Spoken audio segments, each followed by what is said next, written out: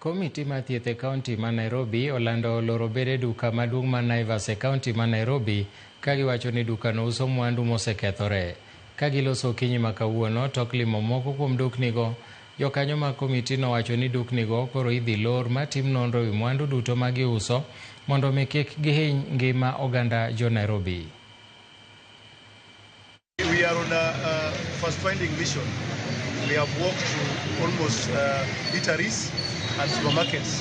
Now we are here at Naivas Supermarket, Moi Avenue, and we have realized that one, there are expired products which are being put in the shelf, rendering Nairobians to be at a risk because of the food safety.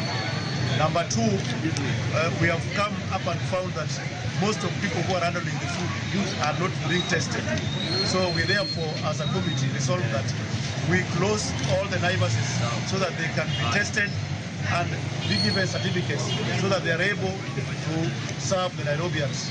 The most important thing is about food safety, and we will not sit back.